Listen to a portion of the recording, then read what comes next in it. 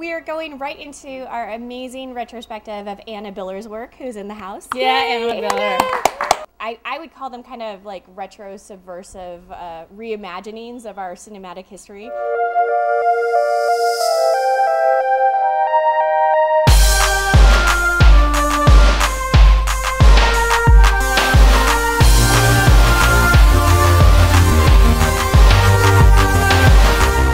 And let's bring up Anna Biller and her star Jared Sanford.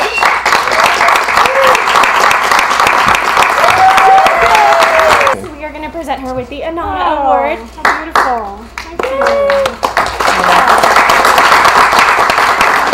you. Congratulations on your award here at Bleedfest. It's beautiful, isn't it? It is beautiful. I'm a visual person myself, and I really enjoyed, I always liked the circus. I always like Vegas, too. you know? I love the circus, I love show business. All that goes into it. I also studied originally to be a painter. My father's a painter.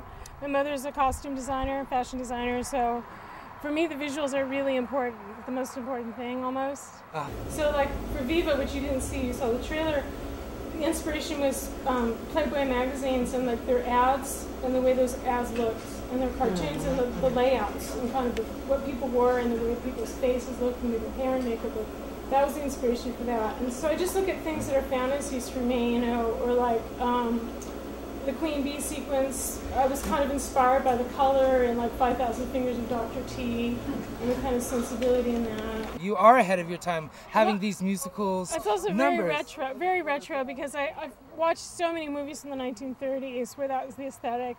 And I think that's where a lot of that comes from. I'm really inspired actually a lot by the 20s through the 60s, the 30s through the 60s mainly, like the sort of Technicolor color films. The 60s, I have so many filmmakers I love. You know, I like Bradley Metzger a lot from the 60s.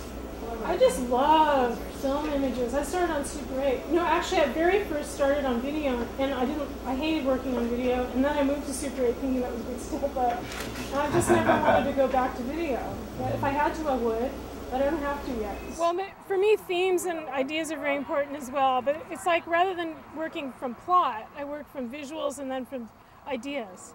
You know, like thematic ideas, like about, you know, like I said, about female experience or female desire, things about longing or about just about like internal things. So I put together internal things with visual things, and a story comes out of that. The visual fantasies come first, and then I also have ideas about feminine identity. And so that's how it comes together, is ideas about how I want to talk about my experiences in life as a woman. Earlier you were talking how you usually make the costumes before everything else. I mean, that's your inspiration?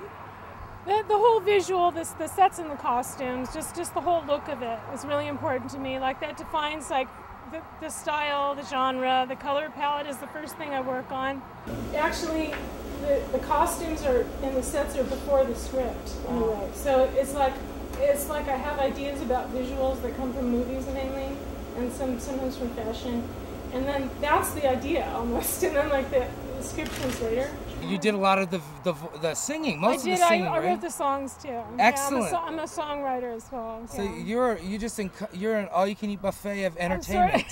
You know, Anna does all of it. She's a multi-hyphenate. I mean, not only can she sing and act and write and direct. I do a lot of sewing.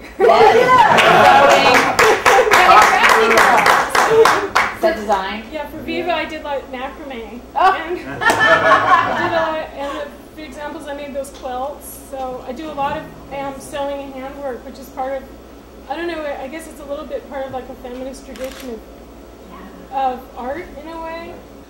What goes into the films is kind of like female labor. And where can we find more information about Anna Biller? Well, I have a website called lifeofastar.com, and also there's a lot of interviews and photos and all kinds of stuff all over the web if you just look my name up. So we just Google Anna Biller and we'll find everything we need to know.